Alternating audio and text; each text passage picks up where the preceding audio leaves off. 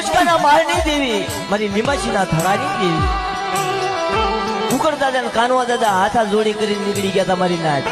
હે ઈ જગ્યામાંથી ઉકડિયા કાનવાના હાથા જોડીની દેવી કહેવાય. આજ તો મારો બાપ ઉકડિયાના ભગવા ભેટની દેવી કહેવાય. આજ તો મારો બાપ કાનવાના ભગવા ભેટની દેવી છે. એક માના બે જણા દીકરા હોય, સમય જાતા વાત કરવી મારી નાચ, ત્યારે દેવીને ગતિ વળી જાય કે બેટા ગામ બનાવવું, વસ્તી વધારવું અને પાવા જેવું ધામ બનાવવું.